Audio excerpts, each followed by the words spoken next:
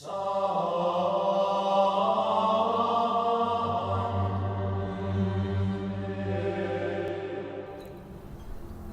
back, everybody, to another Scripture and Smoke. I wasn't actually going to do a review today, but I felt like reading some more Scripture, and I actually have a scar I've had for at least a few weeks now that I'm going to do.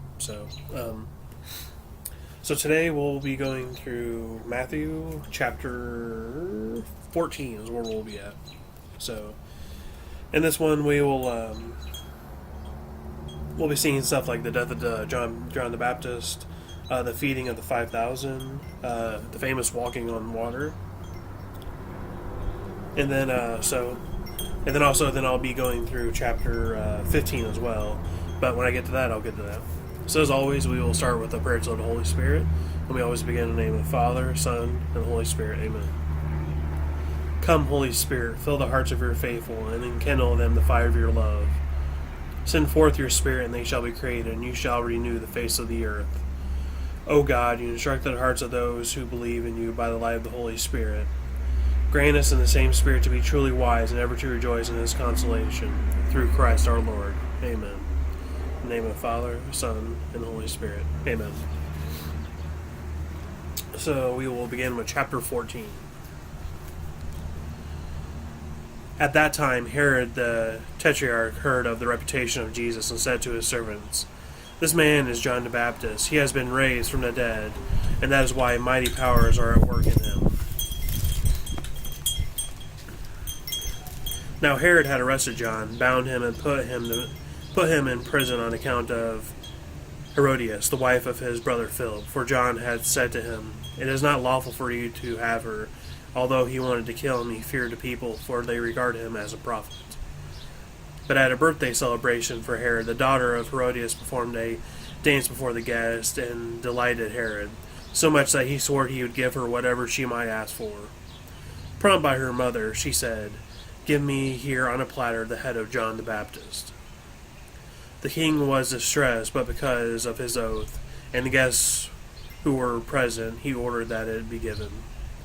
And he had John beheaded in prison. His head was brought in on a platter and given to the girl, who took it to her mother. His disciples came and took away the corpse and buried him, and they went and told Jesus. When Jesus heard of it, he withdrew in a boat to a deserted place by himself. The crowds heard of this and followed him on foot from their towns. When he disembarked and saw the vast crowd, his heart was moved with pity for them, and he cured their sick. When it was evening, the disciples approached him and said, "This is a deserted place and is already late. Dismiss the crowd so that they may go to the villages and buy food for themselves." Jesus said to them, "There is no need for them to go away. Give them some food yourselves." But they said to them, 5 loaves and 2 fish are all we have here." Then he said, "Bring them here to me." And he ordered the crowds to sit down on the grass. Taking the 5 loaves and the 2 fish, and looking up to heaven, he said a blessing, broke the loaves, and gave them to his disciples, who in turn gave them to the crowds. They all ate and were satisfied, and they picked up the fragments left over. 12 wicker baskets full. Those who ate were about 5,000 men, not counting women and children. Then he made disciples get into a boat and preceded him to the other side, while he dismissed the crowds. After doing so, he went up on the mountain by himself to pray. When it was evening, he was there alone. Meanwhile, the boat, already a few miles offshore, was being tossed about by the waves, for the wind was against it. During the 4th watch of the night, he came toward them, walking on the sea. When the disciples saw him walking on the sea, they were terrified. "It is a ghost," they said, and they cried out in fear. At once Jesus spoke to them, "Take courage, it is I, do not be afraid." Peter said to him in reply, "Lord, if it is you, command me to come to you on the water." He said, "Come, Peter, out of the boat," and began to walk on the water toward Jesus. But when he saw how strong the wind was, he became frightened, and beginning to sink, he cried out, "Lord, save me." Immediately Jesus stretched out his hand and caught him and said to him, "O you little faith, why do you doubt?" After they got into the boat, the wind died down. Those who were in the boat did him homage, saying, "Truly, you are the Son of God." After making the crossing, they came to the land of Gennesaret. When the men of that place recognized him, they sent word to all the surrounding country, brought people to him, all those who were sick, and begged him that they might touch only the tassel of his cloak. As many as touched it were healed. The word of the Lord. Sorry, it's really windy out here. My page keeps on flapping back and forth. But there's actually a couple things I'd like to say about this, just really quickly, because it kind of reminds me of some stuff I had been listening to earlier. So there's kind of I don't want to say there's a popular, but there are even some people who know better that try to take the feeding of 5,000 into something that's not miraculous. Try to say that the real miracle was that people were able to share. So it kind of goes that the 5,000, everybody kind of had food for themselves, but some people didn't, and the real miracle was that everybody shared with each other. That is not what the church teaches. That's not what tradition holds at all. That's not what for the majority of Christian history of what people believe. Jesus did miracles. Why is it such a stretch to think that Jesus didn't multiply this? He did multiple miracles, and that's exactly what they were. There's no explanation for him except that he's God. So I'd like to kind of debunk that one, that the miracle wasn't that people shared. The miracle was that Jesus was able to multiply all the food. All right? And the second thing was about the walking on the water. One really great thing I've heard, kind of just referred to about this one, is that, Peter can represent us. We trust in the Lord and we go. But we always got to remember, even if when we call upon Jesus' name, he doesn't always calm things down. You can see when Peter was going out, waves and everything are going, but he had his eyes fixed on Christ. But it wasn't until he took his eyes off Christ that he began to sink. And that can represent us in a troubled world. When we lose sight of Christ, we will start sinking into sin or to other vices or anything else. But Christ is always there to grab us and pick us up, but we have to keep our eyes focused on him. So that's just a little insight on kind of I like to think about these. So anyway, getting on to the scar for tonight. This is, I actually have written down. So this is the Herencia Cubana core.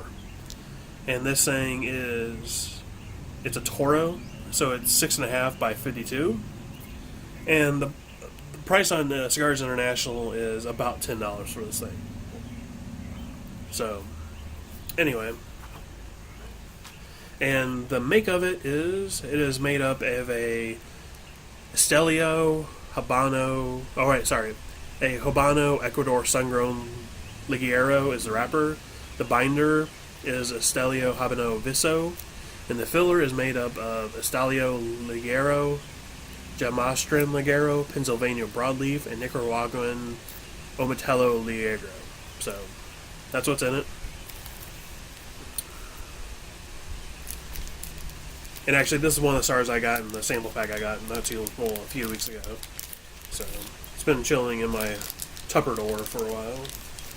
Which I did actually get a humidor. I tried seasoning it, but I don't think I did it correctly. So, and actually I tried taking a video of it, but for whatever reason the video on my phone really sucks. So, anyway. It's a pretty...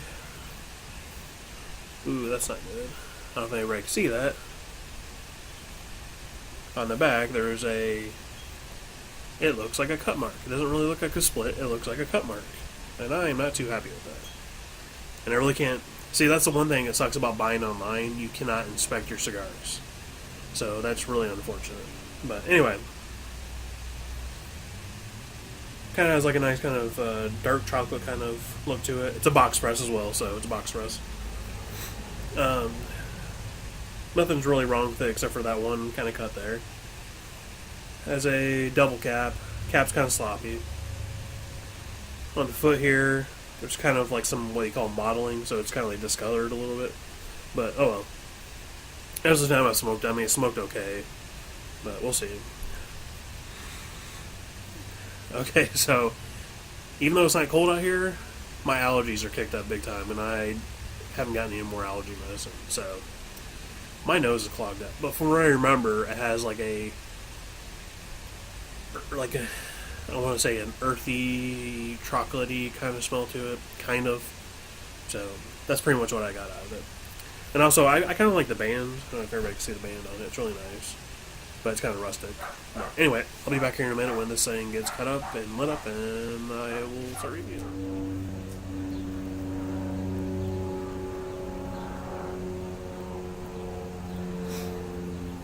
So right off the get-go, it has a fairly snug draw on it, but which isn't really out of the normal for a lot of box presses. Like, it's actually not super tight or anything like that, so I'm not really complaining. I think, like I said before, I kind of like a little bit of resistance just because it makes me really feel like I'm smoking something.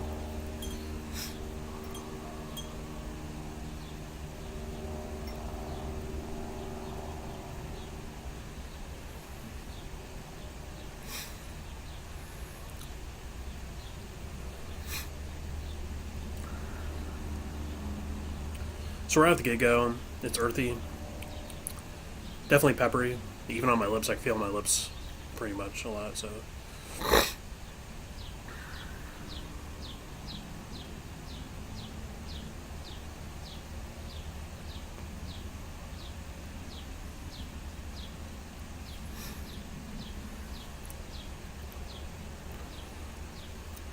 And so that's pretty much all I'm getting out of it so far, but I'll be back here in a little bit.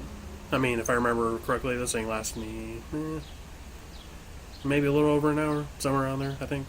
But anyway, I'll be back here in a little bit with an update if it changes or anything. So, if I remember correctly, it really doesn't transition a whole lot. It's a fairly straight stick. So, but I'll be back when I'm back.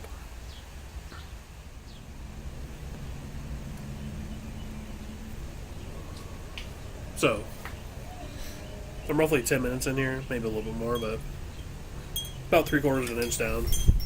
Oh, one's kicking up. But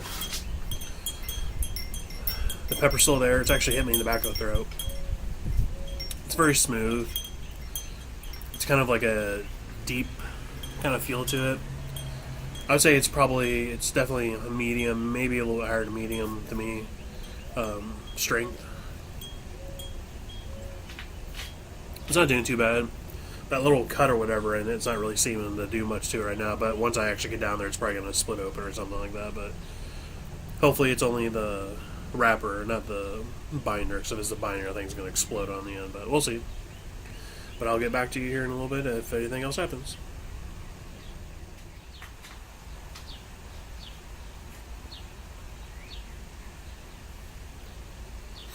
So, I'm about 20 minutes in here. The only reason I'm coming back is I love the look of that ash. The ash is looking phenomenal. Now again, doesn't really mean a whole lot. I just like the look of it's tight.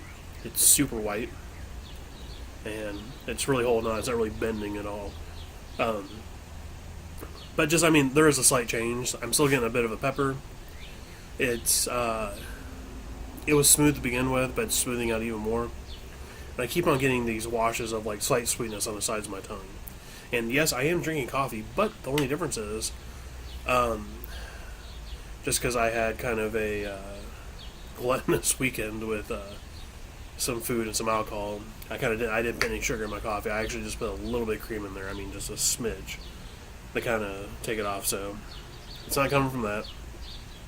I am drinking water actually after I drink a thing of coffee.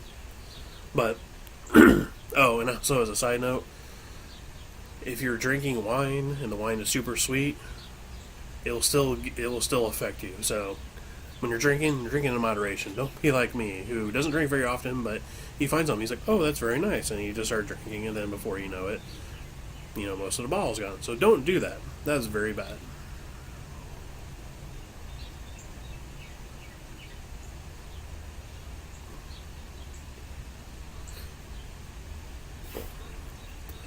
But yeah, I mean, when I'm smoking it, when I'm drawing it, I can feel the sweetness kind of go over my tongue a little bit. So it's nice.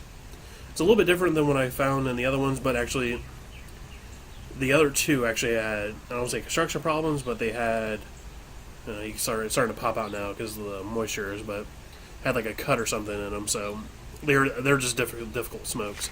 This one is actually being a little more nice, which I'm glad about that. But hopefully this thing doesn't give me a whole lot of trouble. If it ends up popping really bad, I'm probably going to end up cutting it and relighting it. Because there's still even, because here's about the end. Like right here where my pinky's at, that's about the end of where the cut is. So that's still enough to smoke. So hopefully I'll be back probably after that. So when I'm getting close to the band, I'll be back with a little update.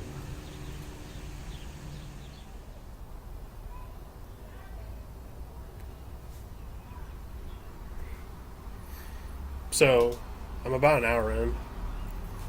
I got maybe 3 inches left of it, so it's a little past the halfway, so kind of get into the last third. The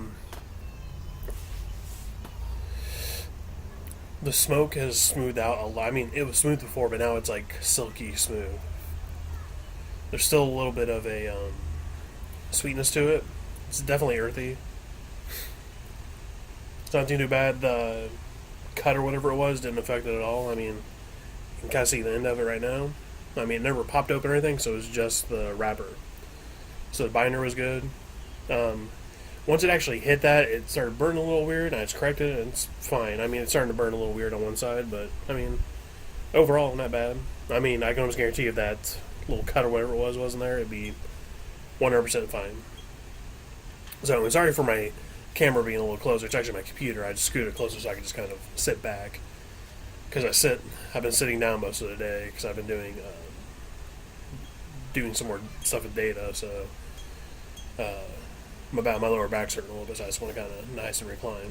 But anyway, I will be back here in a little bit, probably to finish up and wrap up.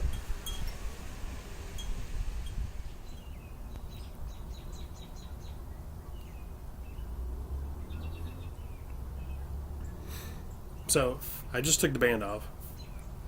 Still got a little bit to go, so I mean I'm going to wrap up with it on when I come back next time. So one thing, again, this is just a pet peeve of mine, and I know a lot of people it is.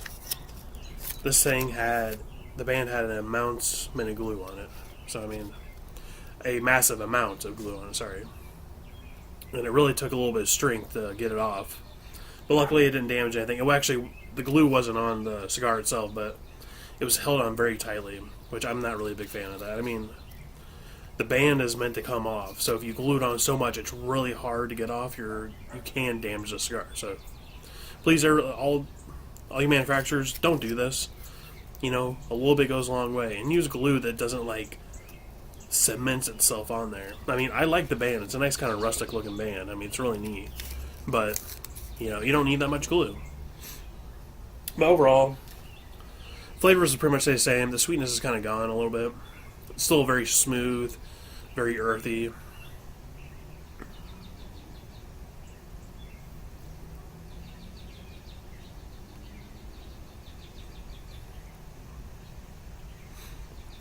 Yeah, just a very earthy kind of core to it.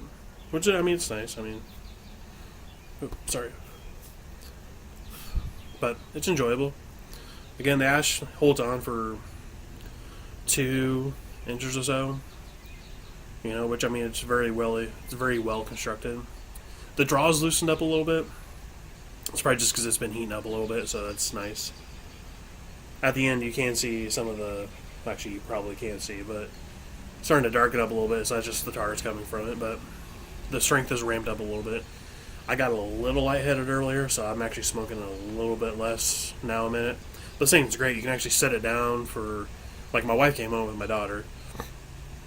She had soccer practice, but she went to the store and had some stuff in the trunk, so I was able to put it down, go grab some stuff out of there. She was watching my nephew for a little bit, too, so I was able to go in there and help her with her minutes. I mean, it sat for probably a good 5 minutes, came back to it, started smoking again like it was just lit. So, anyway, I'll be back in here in a little bit.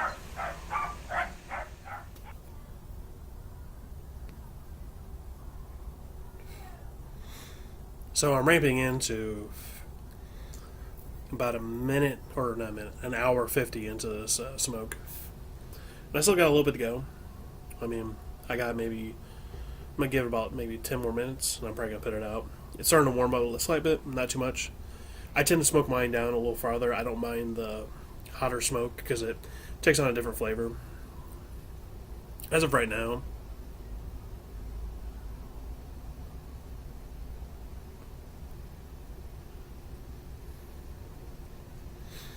it's just a straight earthy tobacco.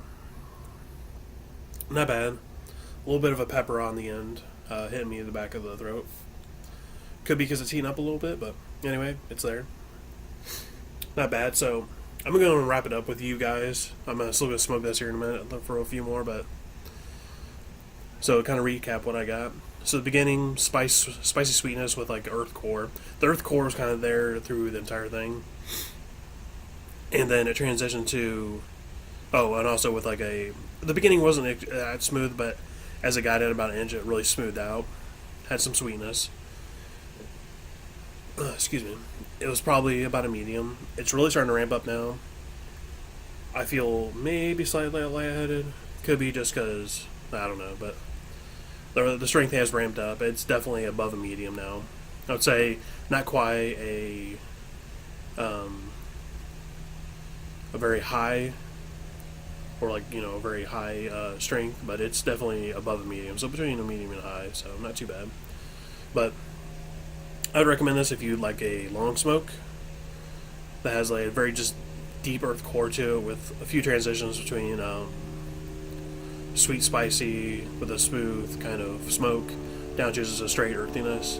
I'm not saying it's a bad cigar at all. It's a great cigar. Construction's fantastic. Burns really well. I get my value for it. Because I get this thing comes, it's usually $10. I got in a sampler pack, so I got a lot cheaper than that.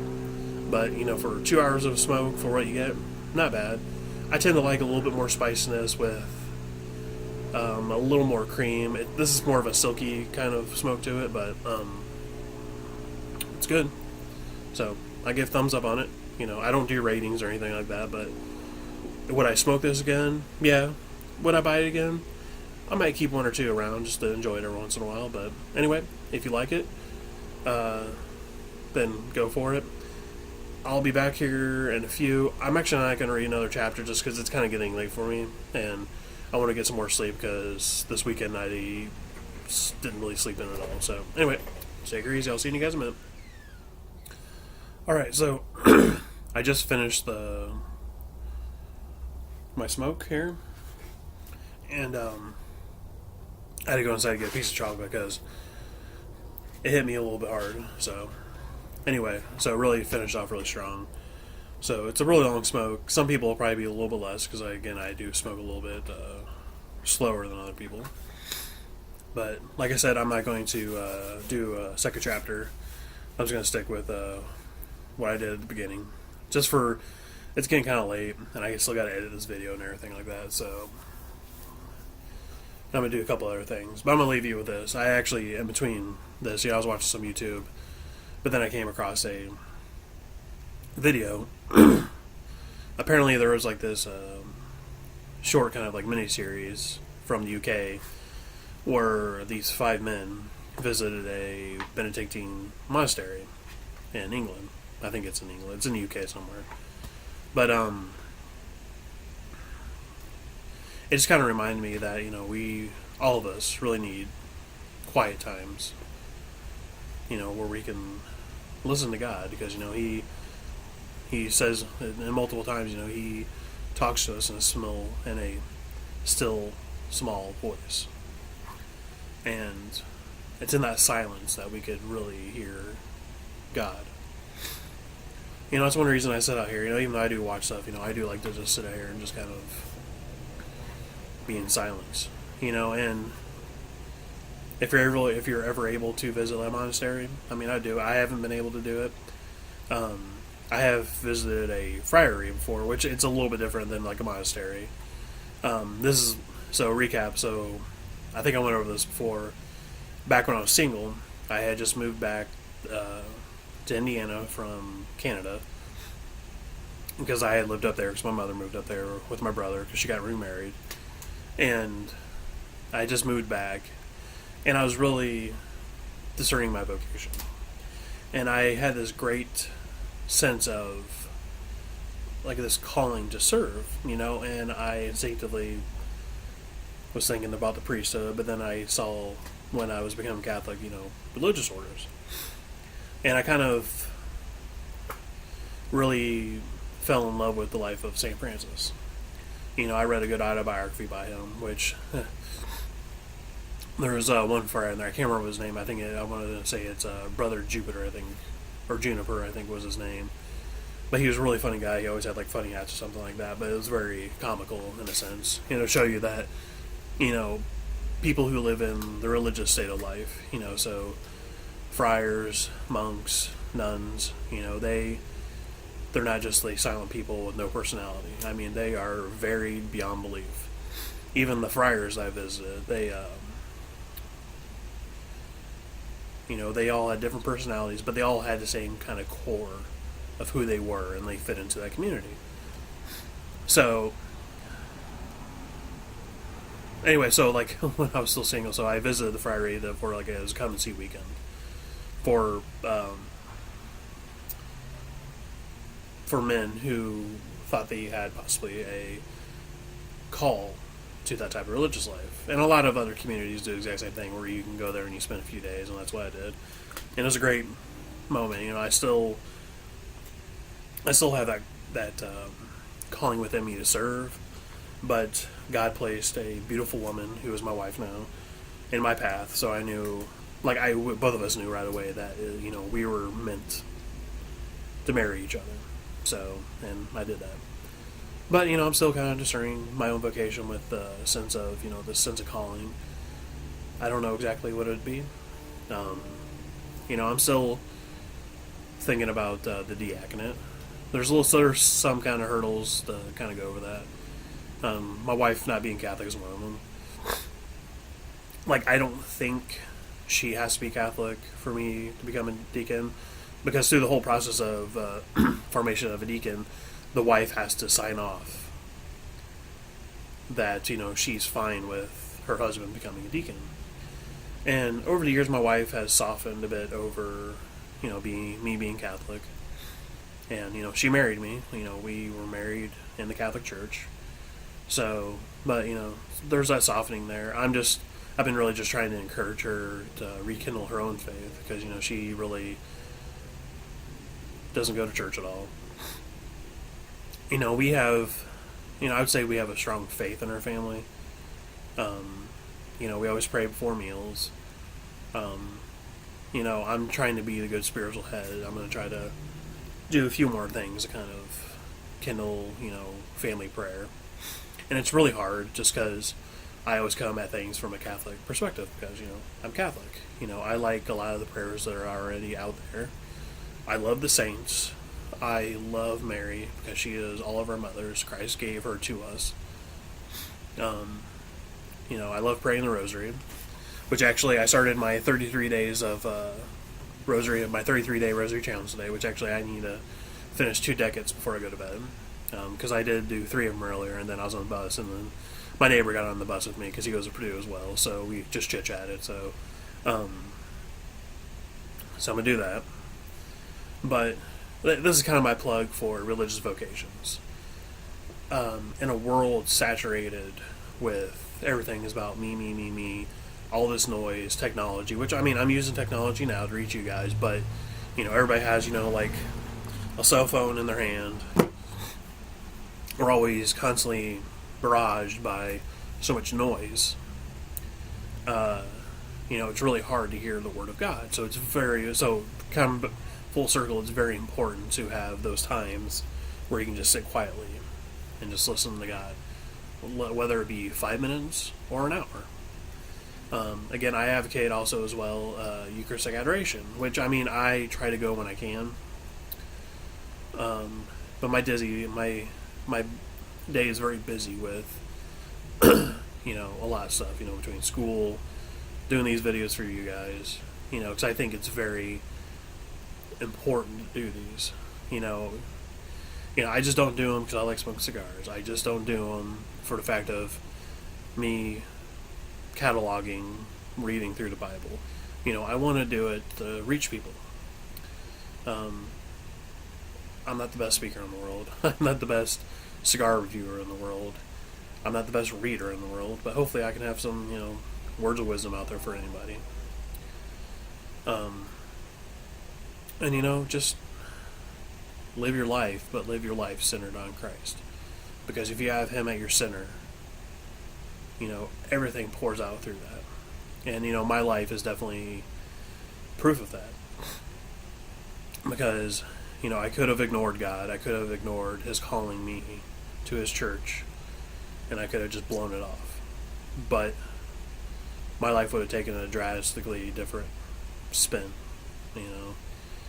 Is life easy? No, it's not. Money doesn't make life easy.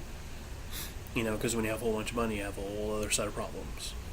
So, take those quiet times, either early in the morning or halfway through your day. I try to, in the midst of my work day, to get up and maybe go walk around and pray the rosary, or go to daily mass if I'm able to in the middle of the day. But anyway, I'm going to let you guys go because I've yacked enough, and this is not actually a ramble, but I just want to kind of give a plug for that. But, whether you're a man or a woman, seek what your vocation is. Don't exclude anything, anything good. And all the young men and women out there, see if you have a religious vocation. For all the young men out there, see if you have a vocation to the priesthood. All the married men out there, see if you have a vocation to the diaconate. Because we're all called to serve in some which way. It might be on a different plane than somebody else. But God has a unique plan for every single one of us. It doesn't mean we'll always reach that end because we make our own choices. So again, we could always ignore where God is pushing us or the doors He opens for us. So don't ever disprove any opportunity that comes along that is good. Don't make jump decisions on most things. Because, I could kind of say with me and my wife, we kind of jumped on getting married. But we knew, both of us knew within the first 3 weeks that we were together that we were going to get married. I asked my wife to marry us. We were dating for 2 months. Actually, I don't even think it was 2 months. And we were married less than a year later. We probably would have gotten married a little bit sooner if, because within the Catholic Church, you go through what is known as marriage prep. And I'm going a little longer than I said I would, but anyway. You go through marriage prep, and it's actually a very good thing because you sit down with your local parish priest and you go over things, stuff I didn't even think about. Finances is one thing I didn't ever really come upon my mind, and it really boiled it down to more that, marriage isn't just about love. Yes, there is love in marriage, that is what draws two people together, but there's so much more. There's family, and that is what it's about. So anyway, I'm going to leave you with that. And again, pray to see what your vocation is. Pray for vocations. We need all the prayers so we can get more workers in the vineyard, as it is stated many, many times. But let you guys go. Have a great second week of Easter. And God bless everybody. And don't forget to like this video, watch my other videos, like them, comment, check out my Twitter, check out my Facebook. Both Twitter and my Facebook is Holy and Smoking. So HOLYANDSMOKING. Alright, so that's for my Facebook and my Twitter. Because I'll post things up on there because I don't do videos for everything, so I might just throw some stuff out there I think people would like. So, God bless everybody, and have a good night, morning, afternoon, whenever you watch this.